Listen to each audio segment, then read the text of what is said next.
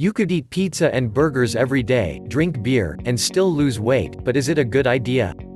When I started researching the one-meal-a-day diet, sometimes referred to OMAD, it was the simplicity that drew me to the plan. You eat one meal per day, consisting of whatever you want, typically at your regular dinner time. Super unconventional, right?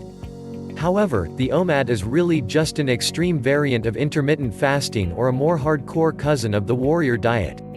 The difference between OMAD and traditional fasting is instead of fasting for the typical window, like 16 hours, you fast for about 23 hours, including the time you spend sleeping.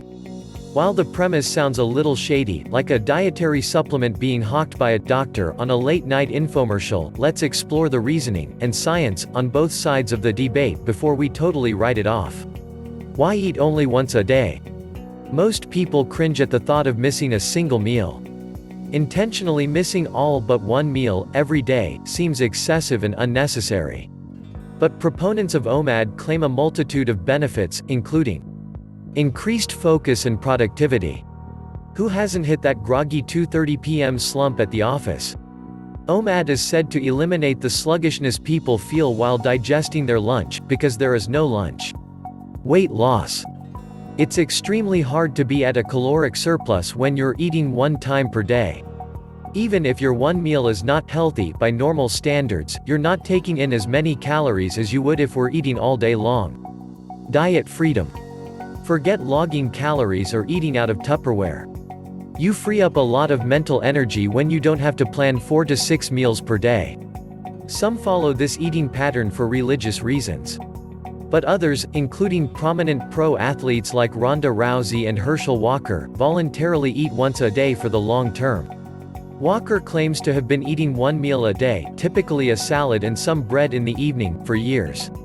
There's even some historical evidence that the ancient Romans only ate one large meal a day before breakfast began its rise in popularity during the Middle Ages.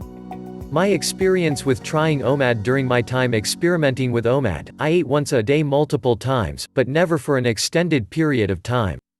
My longest streak was 5 days. Several times, I lifted weights, played full-court basketball, or did other types of strenuous exercise in a fasted state. Here are my 3 most important takeaways from trying the OMAD diet. 1. Just because you can eat anything, doesn't mean you should. Early in my OMAD eating, I got caught up in the childlike glee of being able to eat freely. Then I realized I had consumed only nachos, wings, and whiskey in 48 hours. This certainly isn't the optimal fuel for a healthy body. Yes, part of OMAD's appeal is the fun of eating what you want, but you should strive to make your one meal balanced and micronutrient-rich for the sake of your overall health. 2. It's probably not great for serious strength training. I'm an avid lifter. While I didn't notice any serious loss of strength on OMAD, I wasn't exactly plowing through the iron either. If you simply lift for general health and aren't concerned with performance, restricting your meals probably won't change anything for you. But serious lifters who care about increasing their strength over time may want to adopt a less extreme version of OMAD, like the warrior diet or a typical eating window. 3. It's a great way to improve discipline and willpower. One of the reasons I tried OMAD was to see if I had the mental toughness to prevent myself from eating. It was challenging. Hunger is a powerful feeling. On some days I gave in and ate lunch. But most of the time, I was proud I'd stuck to the diet and felt free to reward myself with a hearty meal. If you believe that discipline is a muscle and yours needs to be strengthened, OMAD is one way to do so, an option that will actually get you in better shape. What does science say about OMAD's benefits and risks? Like lots of health trends, just because people do it doesn't mean it's good for you. The research is mixed when it comes to whether or not it's safe to eat one meal a day. One connects eating once a day to an increase in blood pressure and cholesterol. So if your one meal a day consists of highly processed fried foods or too many simple carbs, you'll feel pretty bad, even if you're losing weight. Other risks of fasting may include feeling extremely hungry or binge eating, shakiness or physical weakness, fatigue, or low energy, brain fog, or trouble focusing. But a small 2017 study of 10 people with type 2 diabetes showed that fasting for 18 to 20 hours a day can lead to more controlled levels of blood glucose. That said, if you have diabetes, long-term OMAD probably isn't right for you.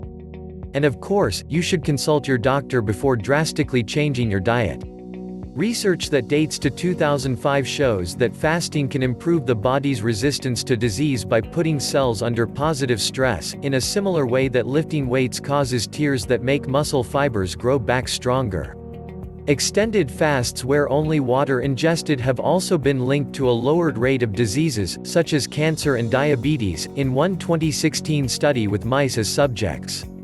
In a 2018 chart review of 768 medical facility patients, it was found the general medical consensus is that it's probably safe for most healthy adults to fast every once in a while.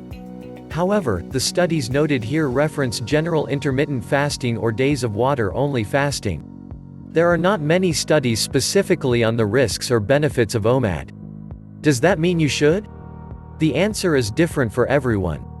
Whether or not OMAD is the right fasting diet is something you should discuss with your primary care provider. Thanks for watching. Please like, share and subscribe for more videos.